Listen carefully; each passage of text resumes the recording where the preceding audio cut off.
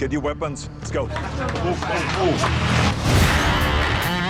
I want to thank our field agents who put their lives at risk combating drug organizations. Go, go, go. Cover your sides. Door. Target down! Clear! Hey!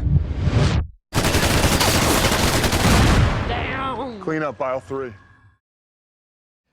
One of the things I enjoyed quite a bit about this film is there's a real darkness to it. And looking back at your career, I think you've only played a villain twice. But because it's a whodunit thriller, we're not really sure if we can trust you or not.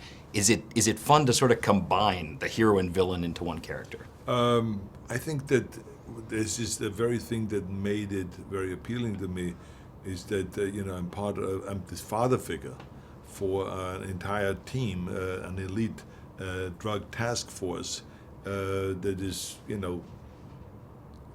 that has been in the drug world and infiltrating into the drug cartel, the most dangerous drug cartel.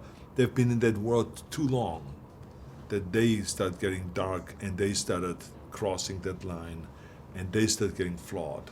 And therefore I am flawed, and I go through all kinds of personal dramas by having my family being wiped out by the drug cartel and tortured to death and watching this video every day and all this. So you see this guy is kind of, there's not any more black and white, it's very gray areas, and you don't know anymore who is the villain here and who is the good guy and the bad guys and all of this kind of stuff. So it's really well written. So it seems like your sort of auteurism is lining up to be a lot of films about law enforcement, technical skill, military, but also the bond between people. Yeah, I mean that's for me what I enjoy most. I love the action and the guns and all that stuff, but for me it's the relationships the people who are in these units have and that brotherhood. And if you really want to get to know somebody, let's go get in a gunfight. That's going to teach me a lot about who you are. And this bond, this brotherhood, this code that police have, law enforcement, is, to me, it's just endlessly fascinating. A huge part of this movie is the camaraderie between this team. I'm curious, when you meet the other actors that you're going to be part of this DEA task force with, what is the bonding process like? Well, we had several months before we even started shooting of tactical training, martial arts, stand-up, ground fighting, shotguns, handguns, fully automatic rifles on the range. So, that was really essential, I think, to creating a team atmosphere, because we worked alongside the guys who really do it for a living. And there's a bond that has to happen with, no matter how dysfunctional you are in your personal life or what you think of everybody else as a person, when you're in there and you're sweeping a building, there's somebody blocking that doorway for you, and they're willing to literally take a bullet for you, and you have to trust that they're going to do that, and there is no room for that type of question. So I think going through that process and really stepping into those shoes really helped when we turned the cameras on and started filming the acting scenes, because we all had backstory and we all had this way of interacting with each other. You really shoot for realism, and I know there's an extensive amount of training that goes into everyone playing these roles. How does that factor into the audition process? Well, people come in, they audition, you talk to them. For me, I like to throw a lot of things out the window. I just start from sort of the basics, square one. And someone can know how to fight and shoot, and obviously Arnold has this incredible experience. But if you bring everybody in together and teach them all these skills together, everybody went through fight training, martial arts training, they sparred. Arnold was fighting, sparring, kicking, punching, blocking.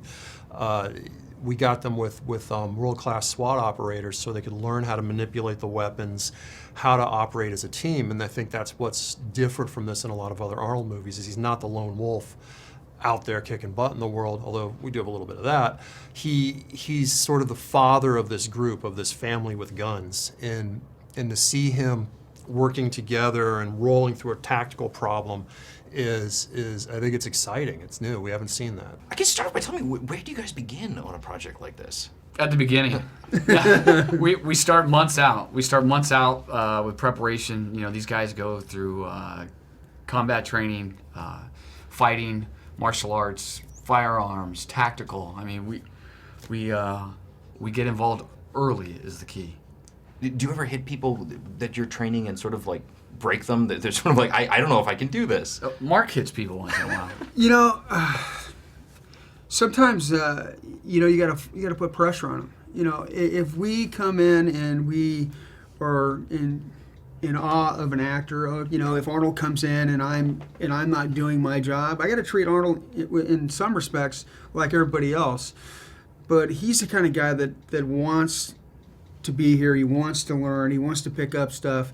He wants to deliver like everybody else. But on the other hand, he's done so much that you know, I don't know if I'm trying to teach him as much as get him integrated with what he's supposed to look like in this role. So Everyone is kind of a suspect to the audience. How do you evoke that as an actor? I mean, I think you have to play you play the moment. You play your given circumstances. And moment to moment. I guess you do have to be conscious. There is at some point you do have to step back from the script and try to take a look at it the way that an audience member would, because it is a thriller and a whodunit, and that does, I guess, affect performance in a tiny way, especially when you start getting towards the end. And there's a scene where Olivia asked my character, well, who did it? And I have to say that, obviously in a way that is coming from where my character's coming from, but I also have to say it in a way that isn't just gives away the plot to everyone at home. So it does add an extra layer. In a lot of ways, it feels like a modern day Western. It is. You're absolutely correct. And I think that David Ayer, who is the director and the writer of this project, I mean, when you see his past movies, you see all that. End of Watch, for instance. It's a very gritty kind of a movie, and very realistic, and that's what this movie is. It's very gritty, very realistic, also very violent, and it's action-packed from the beginning to the end. So it has definitely his print on it.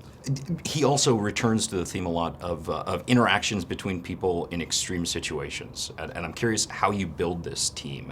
What is it like sitting down with the other actors and finding out who you are in this DEA task force? Well, I think that he did a good job with the casting, because as I told him, that I've worked with an extraordinary team on Predator. And these were all very unique kind of characters, really great actors. But this team has kind of outdone that, because they were more complex, the characters. And each one of them had their own little twist and their own little flaws. And this whole team is based on trust, and all of a sudden the trust is falling apart, and what happens when the trust is falling apart, and what happens then when all of a sudden some other department is investigating, and that person, which is played by Olivia Williams, who also then becomes flawed, right? And then she becomes part of this whole mess. So he just wrote it well, and it was fascinating reading it the first time, I remember. And I right away wanted to do the movie, because it was such an interesting team. That was the way it was written, and flawed and everything. So I had never played a character like that, and that's why I wanted to do the movie. The only way to stop the cartel is to find out who stole the money. It could be someone on my team. One of my own people. Some of us are getting paid, the rest of us are just getting dead. Cartel's got your wife and kid. I'm sorry. Tell John to come for you. I'm gonna destroy them.